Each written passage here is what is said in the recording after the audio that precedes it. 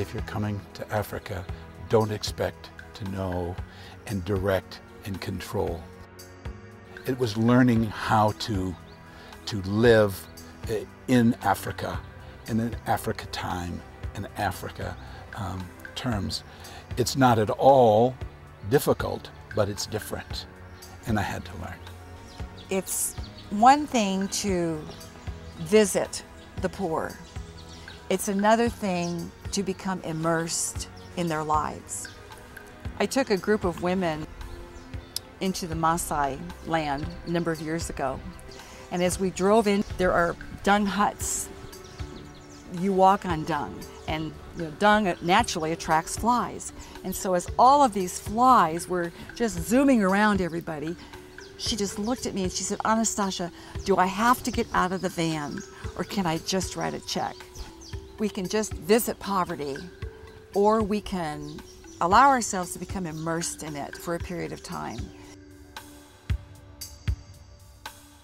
We miss out if we're not willing to get out of the van. I never thought I was really going to go to Africa. I've traveled a little bit around the world, but coming to Africa was definitely not on the agenda.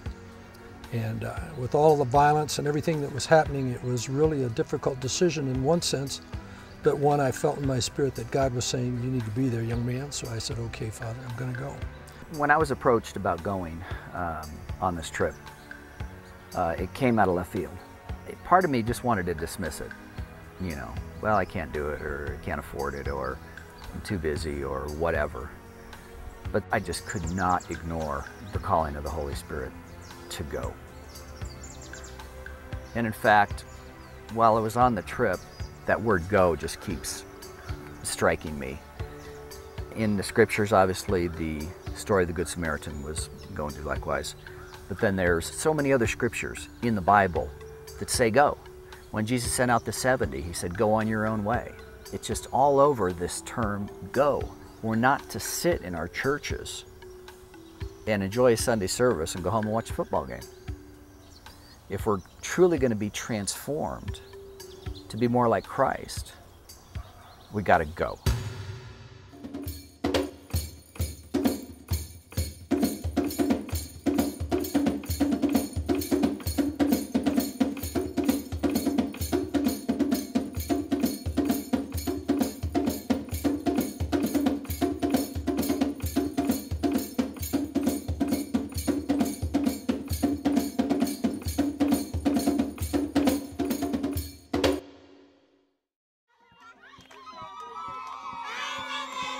The day we arrived, we were about 4 hours late. And yet, as we drove in, there's children and women and men dancing and singing for a stranger. The people were running alongside our vehicle, and we were looking out and waving, and they were waving. It was, to me, it was one of the most incredible experiences of just a connection. I mean, I just felt like magnets went bonk. And in the village where we ended up, the people there have never seen a white person. A white person has never come to visit.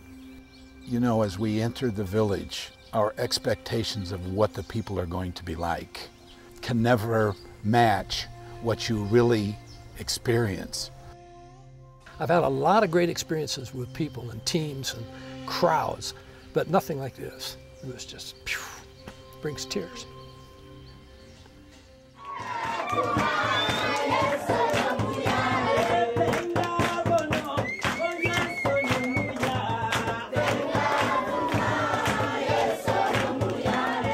We in America, in my opinion, find it very comfortable to be where we're at, to try to surrogate, if you would, our way into Christian mission. And I believe it's important both for the people, for us to see them and for us to greet them and see what's really going on, but also for us to get a sense of our own purpose, to reach beyond what's comfortable, outside the box, and see the power of the personal connection. We know that in business. It's the same in this. It says in the Bible that we're to be clothed in humility. And the women are clothed in humility. We have so much to learn from them in terms of materialism and consumerism and individualism. And we live in a culture of so much excess. And these women have nothing. And yet, they're humble spirits. My task on the trip was to document the people in the village and the needs. I had no idea going into it what an attraction a camera would be. I mean, I would take a picture, and of course they're digital now, so you can see the picture immediately, and kids would just surround me wanting to see it. They'd never seen a camera like that in their life.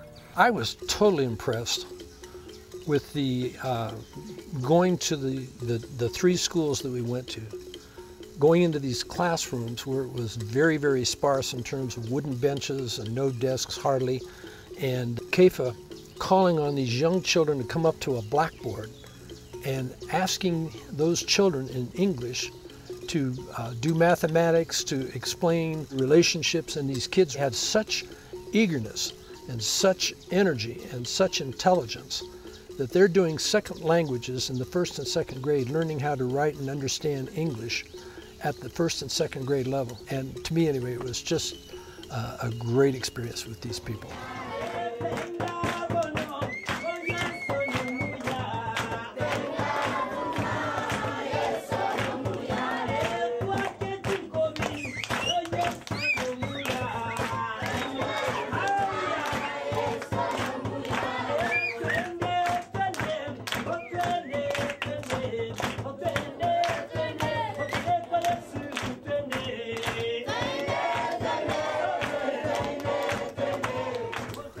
I think one of the unique things about the team that went was that we weren't from one church or one organization that was sent out, but we were actually from 4 different churches.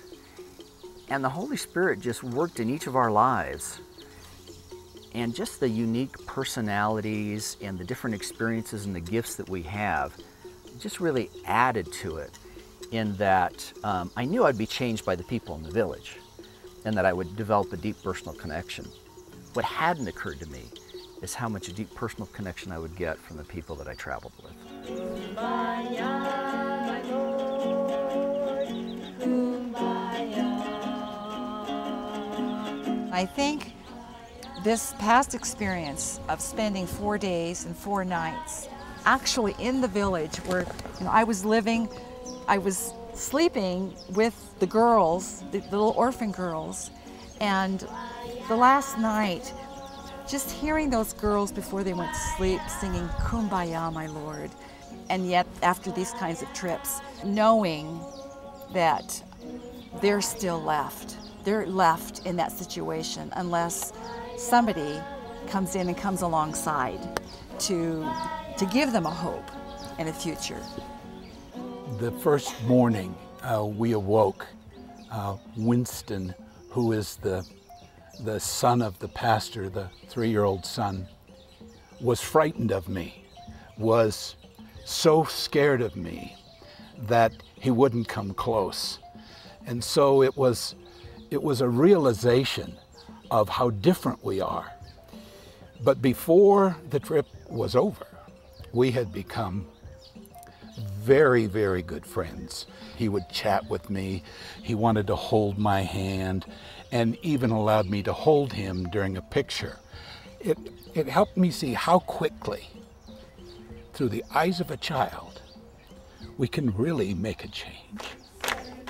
U, C, L, A, U-C-L-A. But I got the impression that these kids, some of them were smiling, happy, and something was going on where there was hope, that there was a reason to be expectant, have joy, and know God's going to do something really important. And other little pups, to me anyway, it looked like that they were just down. And I was praying for them. I just said, Lord, touch these little hearts, you know. So I think that's it. One of the scriptures that has come upon my heart now that this trip is coming to an end is in the book of Micah in the Bible. I think it's chapter 6. And in it, a question is asked. What does the Lord require of you? And then it follows with an answer. To seek justice, to love kindness, and to walk humbly with your God. And I can think of no better place that I've ever been in my entire life to be able to experience that and to practice that than Rionchogu, which is known as a village despised. If in 8 or 10 years I come to this country twice a year, I could never bring enough people that would be able to supply the resource that would fulfill the potential of these people. So it's very important that persons, even who cannot physically go, who cannot physically see and touch and hear, somehow give us the potential to speak to them, to talk to their hearts, that can see what is happening here and will open their hearts to these people.